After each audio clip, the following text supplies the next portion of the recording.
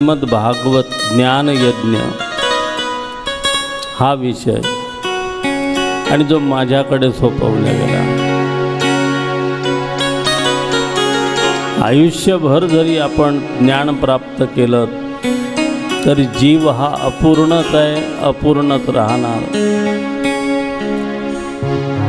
श्रीमद भागवत एक असं शास्त्र आहे, या नुसत्या कथा नाहीत,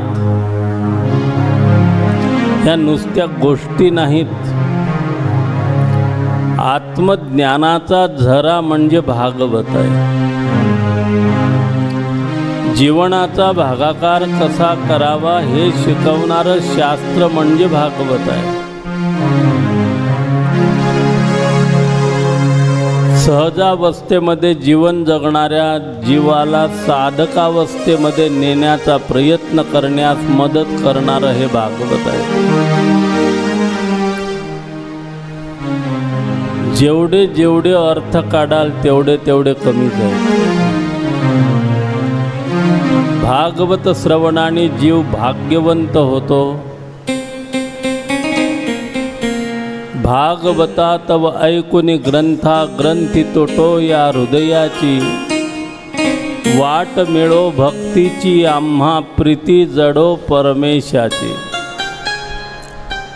वंदनीय अच्युत महाराज श्रीमद भागवतामध्ये वर्णन करतात, अज्ञानरूपी अंधकारातून ज्ञानाच्या प्रकाशाकडे जीवाला वाटचाल करायला लावणारं शास्त्र म्हणजे भागवत आहे।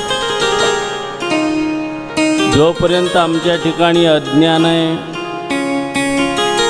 तोपर्यंत षडरिपूंचा प्रभाव आपल्यावर राहणारच।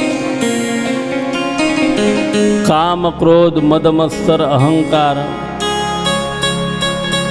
कितीही दूर करायला गेले तरी ते आपल्याला सोडून दूर होऊ शकत नाहीत। याला कारण मूळ जन्मात घालणारं हे अज्ञान आहे। आणि अज्ञान तोपर्यंत कायम आहे जोपर्यंत जीवाला सतसंगती लाभत नाही। आणि सतसंगती लाभण्याकरिता पूर्व सुकृत पाहिजे। सर्व शास्त्रामध्ये, सर्व ग्रंथामध्ये, सर्व पुराणामध्ये श्रेष्ठ जर कुठलं पुराण असेल तर श्रीमद भागवत आहे। 17 पुराणाचा सार म्हणजे भागवत आहे। निगम कल्पवृक्षम, वेदव्यासजी म्हणतात निगम कल्पवृक्षम। एखाद्या आंब्याच्या झाडाला पिकलेला फळ जे राहते, पिकलेला आंबा राहतो, जी गोडी, जी चव, जो रस फांदीमध्ये नाही, पानामध्ये नाही, सावलीमध्ये नाही, झाडामध्ये नाही, त्या संपूर्ण झाडाचा रस म्हणजे फळ आहे। 17 पुराण हे झाडाच्या फांद्या आहेत।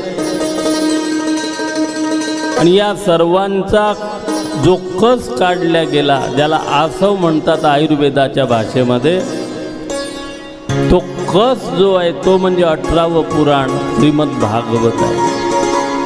वर्षातून एकदा जरी आपण नियमाने 7 दिवस एकाग्र चित्ताने